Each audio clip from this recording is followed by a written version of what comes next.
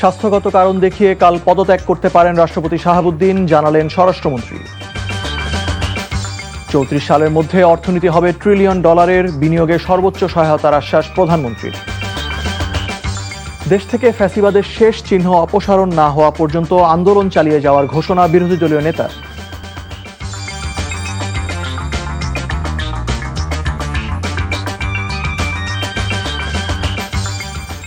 আসসালামু আলাইকুম, মুশফিকুর সালেহিন স্বাগত জানাচ্ছি এনটিভির রাতের খবরে। আইগ্যাস ইউনাইটেড শিরোনাম দেখছিলেন, এবারে পুরো খবর। স্বাস্থ্যগত কারণ দেখিয়ে 2-1 দিনের মধ্যে পদত্যাগ করতে পারেন রাষ্ট্রপতি মোহাম্মদ শাহাবুদ্দিন। এ নিয়ে দেশের শীর্ষ গণমাধ্যমগুলো সংবাদ প্রকাশ ও সম্প্রচার করেছে। স্বরাষ্ট্রমন্ত্রী সালাউদ্দিন আহমেদ জানিয়েছেন, রাষ্ট্রপতির পদত্যাগের এখতিয়ার আছে। তিনি পদত্যাগ করতে চাইলে সংবিধান অনুযায়ী স্পিকারের কাছে তা পেশ করবেন। এদিকে থাইল্যান্ড সফর সংক্ষিপ্ত করে শুক্রবার দেশে ফিরছেন স্পিকার হাফিজউদ্দিন আহমেদ। নজরানা চৌধুরীর রিপোর্ট। গণপ্রজাতন্ত্রী বাংলাদেশের রাষ্ট্রপতি মোহাম্মদ শাহাবুদ্দিন পদত্যাগ করছেন। বুধবার বিকেল থেকে বৃহস্পতিবার দিনভর এই গুঞ্জন চলে। দেশের শীর্ষ সংবাদপত্র এবং টেলিভিশন চ্যানেলগুলো এ বিষয়ে সংবাদও প্রকাশ করে। এরকম গুঞ্জনের মধ্যেই বৃহস্পতিবার সচিবালয়ে স্বরাষ্ট্রমন্ত্রী সালাউদ্দিন আহমেদের কাছে রাষ্ট্রপতির পদত্যাগের বিষয়ে জানতে চাইলে তিনি বলেন, তারাও এরকম গুঞ্জন শুনেছেন। মহামান্য রাষ্ট্রপতি স্বাস্থ্যগত কারণে হোক, যে কোনো কারণে হোক পদত্যাগ করতে চান, সেই অপশন তো ওনার আছে। এখানে সরকারের পক্ষ থেকে কিছু বলা হয়নি, আমিও এগুলো পত্রিকায় শুনছি। আর তিনি যদি পদত্যাগ করতে চান, সাংবিধানিকভাবে সেটা মাননীয় স্পিকার বরাবর পদত্যাগপত্র দিতে হয়, এইটুকু নিয়ম আছে, জানি, এর বাইরে কিছু জানি না। গণ অভ্যুত্থানের মাধ্যমে আওয়ামী লীগ সরকারের পতনের পর থেকে কিছু রাজনৈতিক গোষ্ঠী ধারাবাহিকভাবে রাষ্ট্রপতির পদত্যাগ দাবি করে আসছে। এমনকি এনসিপির পক্ষ থেকে জাতীয় সংসদেও তার পদত্যাগ দাবি করে বক্তব্য এসেছে। বেশ কিছু অসমর্থিত সূত্রে জানা গেছে, রাষ্ট্রপতি হৃদরোগ সহ জটিল স্নায়ুরোগে ভুগছেন। এই অবস্থায় তার পক্ষে সঠিকভাবে দায়িত্ব পালন করা সম্ভব হচ্ছে না। উনি চিকিৎসাতে কিছুদিন আগে বিদেশে গিয়েছিলেন, তো চিকিৎসা তো নিতেই পারে অসুস্থ হলে। এর আগে 2023 সালের 24 এপ্রিল তৎকালীন আওয়ামী লীগ সরকারের সময় দেশের 22তম রাষ্ট্রপতি হিসেবে শপথ নেন Mohammad Shahabuddin. Nazrana Chowdhury, NTV news, Dhaka. Challenge থাকা সত্ত্বেও বাংলাদেশে বিনিয়োগে অফুরন্ত সম্ভাবনা রয়েছে। তাই ব্যবসা ও বিনিয়োগকে সহজ করতে সরকার সব রকম উদ্যোগ নিয়েছে বলে জানিয়েছেন প্রধানমন্ত্রী তারেক রহমান। 2034 সালের মধ্যে দেশের অর্থনীতি $1 ট্রিলিয়ন নিয়ে যেতে সরকার দৃঢ় প্রতিজ্ঞ বলেও জানান প্রধানমন্ত্রী। দুপুরে রাজধানীতে এফডিআই সম্মেলনে এসব কথা বলেন তিনি। রিপোর্ট করছেন জাহিদ রহমান। বিদেশি বিনিয়োগের মধ্য দিয়ে উন্নয়ন অগ্রযাত্রা ও কর্মসংস্থান সৃষ্টির লক্ষ্যে বৃহস্পতিবার বাংলাদেশ চীন মৈত্রী সম্মেলন কেন্দ্রে foreign investors chamber of commerce and industry আয়োজিত এফডিআই কনফারেন্স 2026-এ যোগ দেন প্রধানমন্ত্রী তারেক রহমান। এ সময় বিভিন্ন স্টল ঘুরে দেখেন তিনি। পরে প্যানেল আলোচনা মনোযোগ দিয়ে শোনেন সরকার প্রধান। এ সময় যুক্তরাষ্ট্র, ইউরোপীয় ইউনিয়ন সহ বাংলাদেশে অবস্থিত বিভিন্ন দূতাবাস ও আন্তর্জাতিক সংস্থার কূটনীতিক সহ বিনিয়োগকারীরা অংশ নেন। একটি সুনির্দিষ্ট নিয়মভিত্তিক ও বিশ্ব অর্থনীতির সাথে যুক্ত এবং বেসরকারি খাতের গতির সাথে তাল মিলিয়ে অর্থনীতি গড়ে তোলাই সরকারের লক্ষ্য বলে জানান প্রধানমন্ত্রী। আজ আমি আপনাদের একটি সহজ ও স্পষ্ট বার্তা দিতে চাই। নতুন ও দূরদর্শী বিএনপি সরকার চায় আপনারা বাংলাদেশে আসুন, নতুন উদ্যোগ নিন এবং ব্যবসা প্রসারিত করুন। আপনি দেশীয় উদ্যোক্তা হন কিংবা বিদেশি বিনিয়োগকারী, আপনি যখন বাংলাদেশে বিনিয়োগ করবেন, তখন আমাদের সরকারও তার সময় ও প্রাতিষ্ঠানিক সহযোগিতা এবং সময়োপযোগী নীতিমালার মাধ্যমে আপনাদের পাশে থাকবে।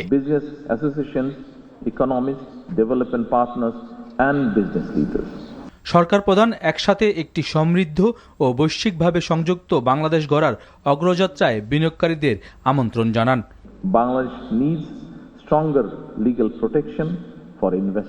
আমরা আমাদের আইনি ও রেগুলেটরি কাঠামো আধুনিকায়ন করছি, বিনিয়োগকারীদের সুরক্ষা জোরদার করছি, দ্রুত বিরোধ নিষ্পত্তির ব্যবস্থা উন্নত করছে, কর ও ভ্যাট প্রশাসনকে সহজ এবং মুনাফা অর্জনের পর তা নিজ দেশে ফেরত পাঠানোর প্রক্রিয়াকে ঝামেলামুক্ত করছে।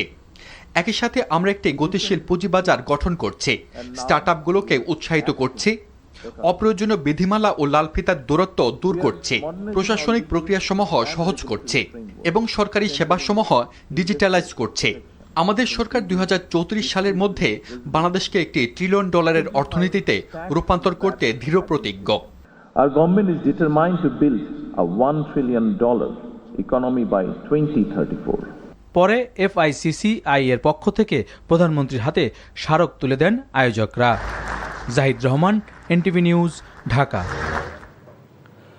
বগুড়া উন্নয়ন কর্তৃপক্ষ আইন 2026-এর খসড়া নীতিগত ও চূড়ান্ত অনুমোদন দিয়েছে মন্ত্রিসভা।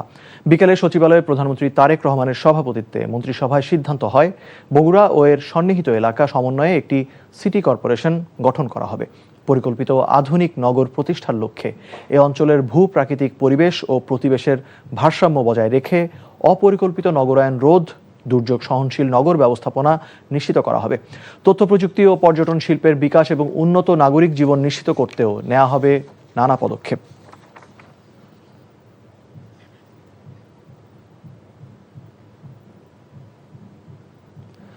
ভারতে আগামী সেপ্টেম্বরে আসন্ন ব্রিক্স সম্মেলনে অংশগ্রহণের জন্য প্রধানমন্ত্রী তারেক রহমানকে আমন্ত্রণ জানিয়েছেন ভারতের প্রধানমন্ত্রী নরেন্দ্র মোদী। বৃহস্পতিবার দুপুরে পররাষ্ট্র মন্ত্রণালয়ে সাংবাদিকদের সঙ্গে আলাপকালে এ তথ্য জানান তিনি। শামা ওয়ায়েদ বলেন, ভারতের বর্তমান শিক্ষা সংস্কার সহ নানা বিষয়ে আন্দোলন তাদের অভ্যন্তরীণ বিষয়, তবে এ বিষয়ে নজর রাখছে বাংলাদেশ। পররাষ্ট্র প্রতিমন্ত্রী বলেন, পররাষ্ট্র মন্ত্রণালয়ে আসা চিঠি দ্রুতই তারা প্রধানমন্ত্রীর দফতরে পাঠাবেন। ভারতের সংঘর্ষ ও সাম্প্রতিক বিষয়গুলো আলোচনার মাধ্যমে সমাধানে আসবে বলেও মনে করেন তিনি।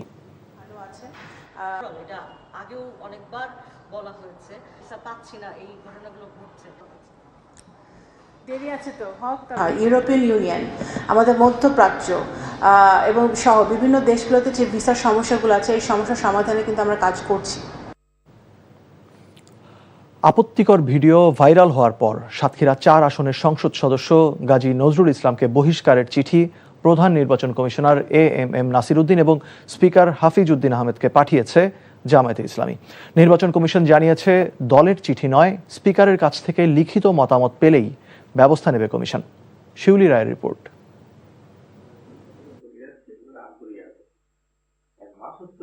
গেল সোমবার রাতে এক নারীর সঙ্গে সংসদ সদস্য গাজী নজরুল ইসলামের অন্তরঙ্গ মুহূর্তের ভিডিও সামাজিক মাধ্যমে ভাইরাল হয়। বুধবার বিকেলে বিরোধী দলীয় নেতার সরকারি বাসভবনে নির্বাহী পরিষদের জরুরি সভায় তাকে দল থেকে বহিষ্কারের সিদ্ধান্ত নেয় জামায়াতে ইসলামী। এই সিদ্ধান্ত জানিয়ে গাজী নজরুল ইসলামের MP পদ বাতিলে বৃহস্পতিবার বিকেলে জামাতের পক্ষ থেকে চিঠি দেওয়া হয় নির্বাচন কমিশনকে। চিঠিতে উল্লেখ করা হয়, জামায়াতে ইসলামীর গঠনতন্ত্রের 62 নম্বর ধারা অনুযায়ী তাকে দল থেকে বহিষ্কার করা হয়েছে। পরে নির্বাচন ভবনে সাংবাদিকদের এই ব্যাপারে ইসির করণীয় জানান নির্বাচন কমিশনার আব্দুল রহমান এল মাকসুদ। দুটো জিনিস আছে, উনি যদি দলের থেকে পদত্যাগ করে, বা এখানে আইনে বলা আছে দলের থেকে পদত্যাগ করা, এখন উনি পদত্যাগ করেন নাই, ওনাকে এক্সপেল করছে। তো এক্সপানশন পদত্যাগের মধ্যে আসে কিনা এটা একটা বিশ্লেষণের বিষয়, কন্ট্রোভার্সিয়াল একটা বিষয়। যদি এই ধরনের কিছু আমাদের কাছে আসে তাহলে তখন আমরা এটার উপর আমাদের নির্বাচন কমিশন তার সিদ্ধান্ত জানাবে। 70 অনুযায়ী যদি উনি পদত্যাগ করেন তাহলে এই 70-র এই বিষয়টা একটা ডিসপিউট, সেই ডিসপিউটটা পার্লামেন্ট নির্বাচন কমিশনের নিকট রেফার করলে নির্বাচন কমিশন সে ব্যাপারে যথাযথ তদন্তপূর্বক বা শুনানিপূর্বক ব্যবস্থা নেবে। একই সাথে জাতীয় সংসদের স্পিকারকেও চিঠি দিয়ে বিষয়টি অবহিত করে জামাত। শিউলি রায়, NTV নিউজ, ঢাকা। দেশ থেকে ফ্যাসিবাদের শেষ চিহ্ন অপসারণ না হওয়া পর্যন্ত আন্দোলন চালিয়ে যাওয়ার ঘোষণা দিয়েছেন বিরোধী দলীয় নেতা ও জামায়াতে ইসলামীর আমির ডাক্তার শফিকুর রহমান। রাজধানীতে আয়োজিত জনসভায় তিনি অভিযোগ করেন, সরকারের বিভিন্ন স্তরে দুর্নীতি ও অনিয়মের কারণেই দেশের নানা সংকট তৈরি হয়েছে। শাহাদাত অভ্রের রিপোর্ট। রাজধানীর মিরপুর 10-এ গণভোটের রায় বাস্তবায়ন ও গণহত্যার বিচারের দাবিতে জনসভার আয়োজন করে জামায়াতে ইসলামী। এতে প্রধান অতিথির বক্তব্য রাখেন বিরোধী দলীয় নেতা ও জামায়াতে ইসলামীর আমির ডাক্তার শফিকুর রহমান। বলেন, সরকারের বিভিন্ন স্তরে দুর্নীতি ও অনিয়মের কারণেই দেশের নানা সংকট তৈরি হয়েছে। এতে মানুষের জীবন অতিষ্ঠ হয়ে উঠেছে। বৈধ লাইন যে নিয়েছে সে গ্যাস পায় না, আবার বাঁকা পথে চুরি করে যে লাইন নিয়েছে ও ঠিকই গ্যাস পায়। ওখানে গ্যাস যায় কিভাবে? সব জায়গায় যদি চুরের মেলা থাকে তাইলে সংকট সমাধান হবে কিভাবে? কাটে কাটে জুড়ায় জুড়ায় কুনায় কুনায় চুরেরা বসে আছে, এই জন্য এই সংকটগুলা দিন দিন বৃদ্ধি পাচ্ছে। জামায়াতের আমির আরও বলেন, জুলাই আন্দোলনের লক্ষ্য ছিল দেশের মানুষকে শান্তি দেওয়া ও দমন পীড়নের পরিবেশ থেকে মুক্ত করা, কিন্তু সেই প্রত্যাশার পূর্ণ বাস্তবায়ন ঘটেনি। গণভোটের রায় বাস্তবায়ন না হওয়ায় সরকারের সমালোচনা করেন তিনি। আরে ভাই, গণভোট যদি অবৈধ হয় তাহলে সংসদ নির্বাচনটা বৈধ হয় কিভাবে? আমরা সরকারকে অনুরোধ করব, মেহরবানি করে জনগণের রায়কে অপমান করবেন না। জনগণের রায়কে যারাই অপমান করেছে ইতিহাসে তাদেরকে কঠিন মূল্য দিতে হয়েছে। আপনারা দেরি হয়েছে, অসুবিধা নাই, মেনে নেন। এই জনগণকে সম্মান দেখালে জনগণও আপনাদেরকে ধারণ করবে, সম্মান দেখাবে। কিন্তু জনগণের মুখোমুখি হয়ে গেলে, এই রায় অগ্রাহ্য করলে, শুধু দলীয় স্বার্থে, গোষ্ঠী স্বার্থে যদি এই রায় অগ্রাহ্য করেন, জনগণ অতীতেও কাউকে ছেড়ে কথা বলে নাই, আগামীতেও ছেড়ে কথা বলবে না। জনসভায় জামায়াত ইসলামীর নেতারা ফ্যাসিবাদের সব চিহ্ন নির্মূল না হওয়া পর্যন্ত তাদের আন্দোলন অব্যাহত থাকবে বলেও জানান। আমরা গণভোটের রায়কে অক্ষরে অক্ষরে বাস্তবায়ন করে ঘরে ফিরব ইনশাআল্লাহ। শাহাদাত অফরো, এনটিভি নিউজ, ঢাকা। রাষ্ট্রপতির পদ থেকে শাহাবুদ্দিনকে শুধু পদত্যাগ করলেই হবে না, এরপর তাকে গ্রেপ্তার করে বিচারের আওতায় আনার দাবি জানিয়েছেন জাতীয় নাগরিক পার্টি এনসিপির আহ্বায়ক ও বিরোধী দলীয় চিফ হুইপ নাহিদ ইসলাম। সন্ধ্যায় গণভোট বাস্তবায়ন, কর্মসংস্থান ও সীমান্ত সুরক্ষার দাবিতে পদযাত্রা শেষে জামালপুর শহরের ফৌজদারি মোড়ে অনুষ্ঠিত সমাবেশে এসব কথা বলেন তিনি। নাহিদ ইসলাম জানান, জুলাই গণহত্যায় রাষ্ট্রপতির সমর্থন ছিল, এছাড়া দুদকে থাকার সময় তার বিরুদ্ধে দুর্নীতির স্পষ্ট অভিযোগ রয়েছে। জনগণ তার অপরাধের বিচার দেখতে চায়। অন্যদিকে অনুষ্ঠানে উত্তরাঞ্চলের মুখ্য সংগঠক সার্জিস আলম বলেন, যদি গণভোট অসাংবিধানিক হয় তাহলে এই সরকারও অবৈধ সরকার। রাষ্ট্রপতির এত বছর পরে মনে হলো তার পদত্যাগ করা প্রয়োজন। রাষ্ট্রপতি পদত্যাগ করবে না, হয়তো সরকারই রাষ্ট্রপতিকে সরিয়ে দেওয়ার পরিকল্পনা করছে। চিন্তা করে দেখুন, এই বিএনপি সরকার যারা বলে 2/3 আসন পেয়ে তারা সরকার গঠন করেছে, 5 মাসে তারা আওয়ামী লীগের রাষ্ট্রপতি পরিবর্তন করতে পারে নাই। যেই সরকার আওয়ামী লীগের রাষ্ট্রপতি পরিবর্তন করার সক্ষমতা রাখে না, সে দেশ পরিবর্তন করবে কিভাবে? গ্যাস সংকটে সারা দেশের ফিলিং স্টেশনগুলোতে যানবাহনের বাড়তি চাপ দেখা দিয়েছে। ঘন্টার পর ঘন্টা অপেক্ষা করেও মিলছে না পর্যাপ্ত গ্যাস। যাত্রী পরিবহনেও বিঘ্ন ঘটছে, বাড়ছে জনভোগান্তি। দিনের বেশিরভাগ সময় পাম্পেই চলে যাওয়ায় যানবাহন চালকদের ভোগান্তি বাড়ছে। Apple শাহরিয়ারের report. জীবন থেমে না থাকলেও থমকে আছে জীবিকার চাকা। গ্যাসের সংকটে ফিলিং স্টেশন জুড়ে লেগেছে যানবাহনের দীর্ঘ সারি। ভোরের আলো ফোটার আগেই জ্বালানির আশায় লাইনে দাঁড়ান চালকরা। ঘন্টার পর ঘন্টা অপেক্ষার পরও মিলছে না কাঙ্ক্ষিত গ্যাস। কিছু ফিলিং স্টেশনে আবার গ্যাস নেই লেখা ঝুলিয়ে দেওয়া হয়েছে। গ্যাসের জন্য পাম্পে পাম্পে ঘুরে সময় নষ্ট হওয়ার পাশাপাশি ভোগান্তি পোহাতে হচ্ছে চালকদের। 7 রাস্তা গেলাম, ওই দিক দিয়ে গেলাম, এই যে ওই পারে পরিবাগ গেলাম, সব বন্ধ। ওই মগবাজার রেল লাইনের কাছে গেলাম, ওটাও বন্ধ। সব ঘুরে গেলে এই যে এখানে ওই রূপায়ণের ওই পার থেকে সিরিয়াল দেয় আইসি। গ্যাসের সংকটটা যাতে দ্রুত সমাধানও আমরা সরকারের কাছে আবদার করি। এই যে 6 ঘন্টায় গ্যাস ঢুকতেছে মাত্র 200 টাকা 250 টাকার, আর এটা দিয়ে তো চলা যাচ্ছে না। এটা উপর মহল থেকে একটা সিদ্ধান্ত নেওয়া উচিত দ্রুত সময়ের জন্য। এর প্রভাব পড়েছে জনজীবনেও। রাজধানী সড়কে সিএনজি অটোরিকশা সহ গ্যাসে চলা যানবাহনের সংখ্যা কিছুটা কমেছে। ভাড়ায় চলা যানবাহনগুলোর চালকরাও বিপাকে। সময়ের সঙ্গে বাড়ছে দুর্ভোগ, কমছে আয়। সকাল 7:30 থেকে আমি আইসা লাইনে দিয়েছি, এখন 11:30 বাজে। আমার সংসার আছে, ফ্যামিলি আছে, পরিবার আছে, মা বাবা আছে, সবাই আছে। এইভাবে যদি যায় তাহলে কিভাবে সংসার চলবে? 4 ঘন্টা হয়েছে সিরিয়ালে, এখন সামনে মনে হয় 200-250 গাড়ি আছে। গ্যাস সময় মতো পাবো কিনা এটাই মুশকিল। ফিলিং স্টেশনের কর্মকর্তারা বলছেন, গ্যাসের সংকট নতুন নয়, কিছুদিন ধরে আরও বেড়েছে, তাই যানবাহনের চাপ বেশি। এখন খুবই খারাপ অবস্থা। যেখানে আপনার 600 টাকার গ্যাস যাইতো সেখানে গ্যাস যাইতেছে 200 থেকে 250 বা অথবা 300।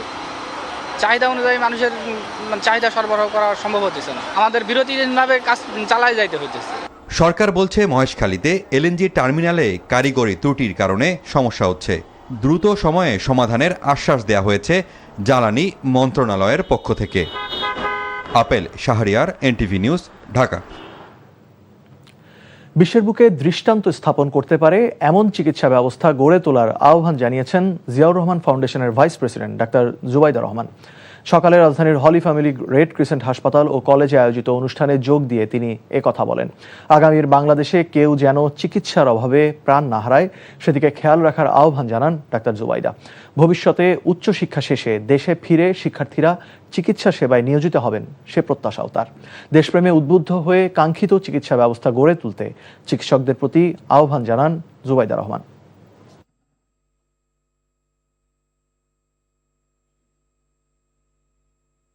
আপনাদের দিকেই তাকিয়ে আছে বাংলাদেশ।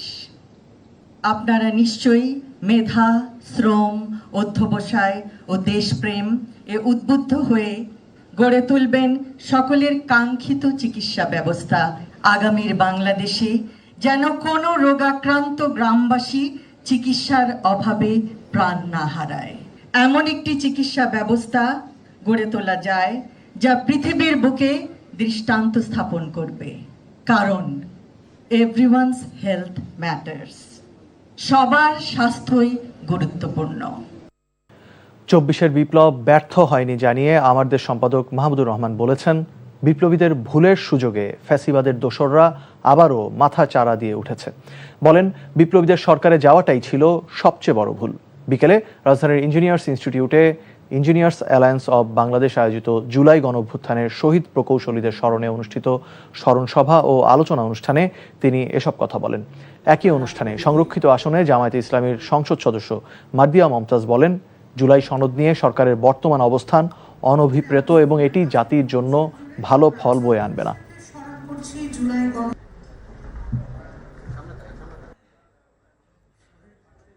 বিপ্লব ব্যর্থ হয় নাই, আর এই বিপ্লবে আমি শহীদের মাকে বলছি, আপনার ছেলে জীবন দিয়ে এই বিপ্লব সার্থক করে দিয়ে গেছে। ফ্যাসিবাদের দোসররা আজকে যে স্পর্ধা দেখাচ্ছে, এটা কি করে পারলো?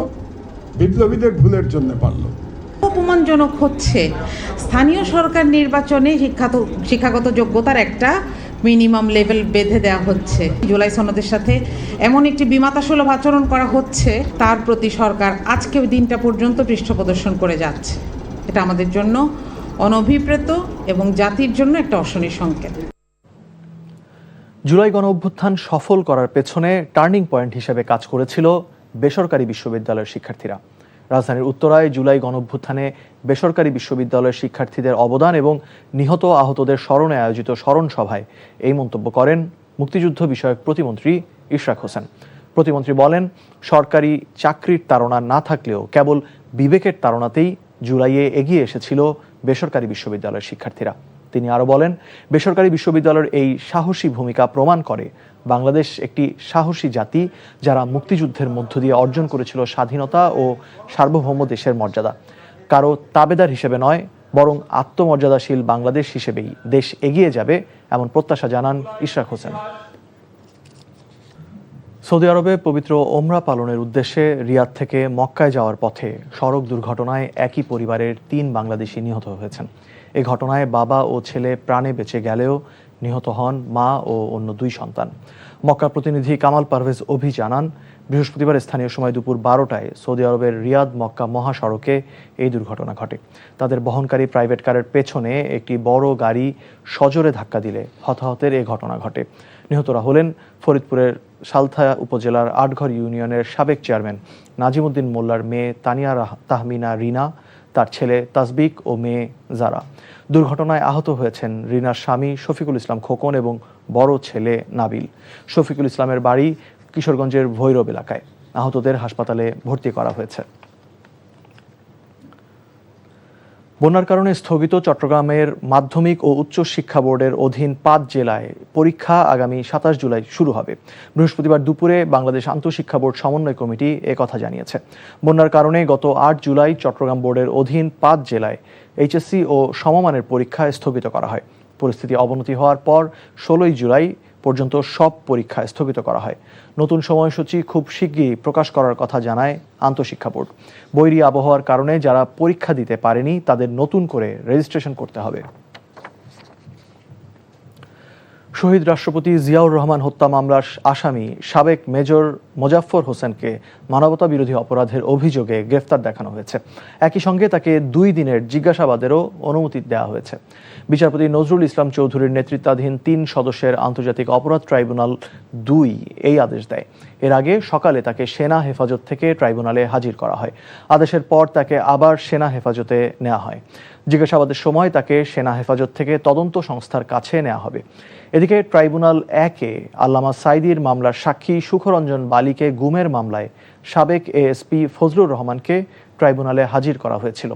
এছাড়া জুলাই আগস্ট আন্দোলনে হতাহতের ঘটনায় জড়িতদের দ্রুত বিচারের দাবিতে ট্রাইব্যুনালের সামনে সড়কে মানববন্ধন করেছে জামায়াতে ইসলামীর নেতৃত্বাধীন 11 দলীয় জোট। পরে তারা চিফ প্রসিকিউটরের কাছে স্মারকলিপি দেয়। এই সময় চিফ প্রসিকিউটর জানান, 1 বছরের মধ্যে জুলাই হত্যাকাণ্ডের মামলার তদন্ত ও বিচার প্রক্রিয়া শেষ হবে। গত জুলাই আন্দোলনে যখন মানবতা বিরোধী অপরাধ সংঘটিত হচ্ছিল, সেই সময় মাসুদউদ্দিন চৌধুরী এবং সেই মুজাফফরের মধ্যে অনেকবার কথোপকথন হয়েছে। উনি একজন পলাতক খুনি হওয়া সত্ত্বেও অনেক পার্শ্ববর্তী দেশের সাথে তার যাতায়াত, বাংলাদেশ সরকারের সাথে তার ঘনিষ্ঠতা, সংশ্লিষ্টতা, কথোপকথন এবং জুলাই আন্দোলনে এই যে মানবতা বিরোধী অপরাধ সংঘটিত হলো, সেখানে অনেক পরিকল্পনা তিনি বাস্তবায়নের সাথে জড়িত।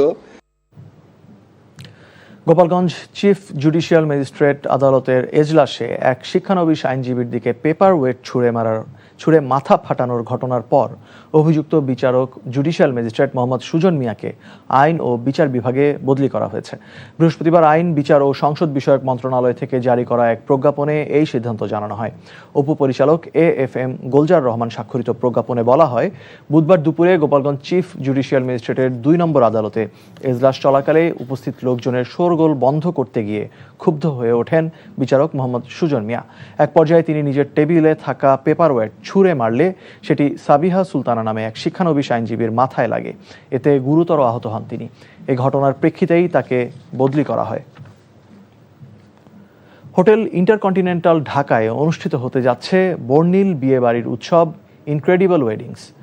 সকালে এক সংবাদ সম্মেলনে উৎসবটি আনুষ্ঠানিকভাবে উন্মোচন করা হয়, যেখানে বিয়ের পরিকল্পনার প্রয়োজনীয় প্রায় সব সেবা ও সমাধান মিলবে এক ছাদের নিচে। স্বপ্নের বিয়েকে বাস্তবে রূপ দিতে আগ্রহী যুগল, তাদের পরিবার এবং ওয়েডিং সংশ্লিষ্ট সেবাদাতা প্রতিষ্ঠানগুলোর জন্য এটি হবে এক অনন্য মিলন মেলা। মিউচুয়াল ট্রাস্ট ব্যাংকের সহযোগিতায় হোটেলটির রূপসী বাংলা গ্র্যান্ড হলরুম ও উইন্টার গার্ডেনে আগামী 31 জুলাই ও 1 আগস্ট 2 দিন ব্যাপী এই উৎসব অনুষ্ঠিত হবে। ইরানে মার্কিন বাহিনীর নতুন সামরিক আক্রমণ আর লোহিত সাগরে তেলের ট্যাঙ্কারে ইয়েমেনের হুথিদের হামলার পরপরই বিশ্ববাজারে জ্বালানি তেলের দাম বেড়ে $96 পৌঁছেছে। আন্তর্জাতিক মানদণ্ড ব্রেন্ট ক্রুড অয়েলের দাম $1.93 বা 2% বেড়ে প্রতি ব্যারেল $96 কেনাবেচা হচ্ছে। অন্যদিকে যুক্তরাষ্ট্রের অভ্যন্তরীণ মানদণ্ড ওয়েস্ট টেক্সাস ইন্টারমিডিয়েট বা WTI ক্রুডের দাম $1.44 বা 1.7% বৃদ্ধি পেয়ে প্রতি ব্যারেল $88.27 পৌঁছেছে। এর আগে আন্তর্জাতিক বাজারে ব্রেন্ট ক্রুডের দাম $3 বেড়ে $94.07 স্থায়ী হয়েছিল। মধ্যপ্রাচ্যে সামরিক উত্তেজনা ও লোহিত সাগরের গুরুত্বপূর্ণ নৌপথে হামলার কারণে জ্বালানি সরবরাহে অনিশ্চয়তা তৈরি হয় বিশ্বজুড়ে তেলের মূল্যে এই ধারাবাহিক ঊর্ধ্বগতি দেখা যাচ্ছে। 17 বছর পর ক্রিকেটের তীর্থস্থান লর্ডসে আবারও টেস্ট খেলবে বাংলাদেশ। আগামী বছরের 28 মে শুরু হবে 2 দলের মধ্যকার একমাত্র টেস্ট। সবশেষ 2010 সালে দ্বিপাক্ষিক সিরিজ খেলতে ইংল্যান্ড সফর করে বাংলাদেশ। অ্যাশেজের আগে প্রস্তুতি হিসেবে 17 বছর পর ইংলিশদের আতিথেয়তা পাচ্ছে নাজমুল হোসেন শান্তর দল। লন্ডনের ঐতিহাসিক লর্ডস ক্রিকেট গ্রাউন্ডে আগামী বছরের 28 মে থেকে 1 জুন অনুষ্ঠিত হবে একমাত্র এই টেস্ট। একই বছরে বাংলাদেশের নারী দলও ইংল্যান্ড সফরে সাদা বলের 2টি সিরিজ খেলবে। ইসিবি জানিয়েছে 8, 10 ও 12 সেপ্টেম্বর 3 ম্যাচের টি-20 সিরিজ এবং 17, 21 ও 24 সেপ্টেম্বর অনুষ্ঠিত হবে 3 ম্যাচের ওয়ানডে সিরিজ। ক্রিকেটের আরও খবর। শৃঙ্খলা রক্ষায় আবেগী হওয়ার সুযোগ নেই, তাই জরিমানার মুখে পড়তে যাচ্ছেন জাতীয় দলের 2 ক্রিকেটার লিটন দাস ও শেখ মেহেদী। এমনটাই জানিয়েছেন বিসিবি ডিসিপ্লিনারি কমিটির চেয়ারম্যান আব্দুল কাইয়ুব চৌধুরী। বোর্ডের চুক্তিবদ্ধ ক্রিকেটার হওয়া সত্ত্বেও বিসিবির অনুমতি না নিয়েই চীন সফরে গিয়েছিলেন টি-20 অধিনায়ক লিটন দাস। জেরার মুখে পড়ে দায় স্বীকার করেন তিনি, কারণ দর্শাতে মৌখিক স্বীকারোক্তির পর লিখিতও দিতে হয়েছে তাকে। এদিকে জিম্বাবুয়ের বিপক্ষে টি-20 সিরিজে দল থেকে বাদ পড়া নিয়ে ব্রডকাস্টকে দেয়া সাক্ষাৎকারে হতাশা ঝাড়েন অলরাউন্ডার শেখ মেহেদী। তার এমন মন্তব্য ভালোভাবে নেয়নি বিসিবি। ফুটবল বিশ্বকাপ শেষ হওয়ার 3 দিন পর টুর্নামেন্টের সেরা একাদশ ঘোষণা করেছে ফিফা। সমর্থকদের ভোটে নির্বাচিত এই একাদশে সবচেয়ে বেশি 3 জন করে জায়গা পেয়েছেন স্পেন ও ফ্রান্সের। রানার্স আপ আর্জেন্টিনা থেকে আছেন লিওনেল মেসি ও লিসান্দ্রো মার্টিনেজ। এছাড়া ইংল্যান্ড, নরওয়ে ও কেপ ভার্দের 1 জন করে ফুটবলার জায়গা পেয়েছেন। ব্রাজিলের কেউ জায়গা পাননি। 4-3-3 ছকে সাজানো এই দলে গোলবারের নিচে আছেন কেপ ভার্দের ভোজিনিয়া। রক্ষণভাগে মার্টিনেজ ছাড়াও আছেন স্পেনের মার্ক কুকুরেয়া ও পেদ্রো পোরো এবং ফ্রান্সের দায়ো উপামেকানো। মাঝমাঠে জায়গা পেয়েছেন স্পেনের রদ্রি, ফ্রান্সের মাইকেল ওলিসে এবং ইংল্যান্ডের জুড বেলিংহাম। আক্রমণ ভাগে মেসির সঙ্গী ফ্রান্সের কিলিয়ান এমবাপ্পে এবং নরওয়ের হালান্ড।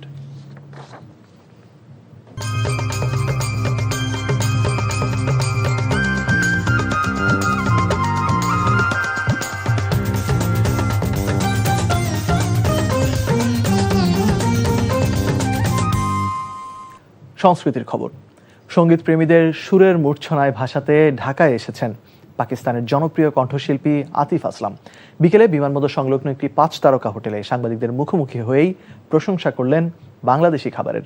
বললেন, এদেশের শ্রোতারা দারুণ উদ্যমী এবং সংবেদনশীল। বিশ্বের যেখানেই যান না কেন বাংলাদেশি খাবারের প্রশংসা করেন তিনি, বিশেষ করে খিচুড়ি ও বিরিয়ানির। প্রিয় শিল্পী হিসেবে শ্রদ্ধার সঙ্গে স্মরণ করেন রুনা লায়লাকেও। আগামীকাল রাজধানীর 300 ফিট সংলগ্ন ক্রিকেটার্স একাডেমিতে মেইন স্টেজ ফিচারিং আতিফ আসলাম শীর্ষক কনসার্টে অংশ নেবেন আতিফ আসলাম।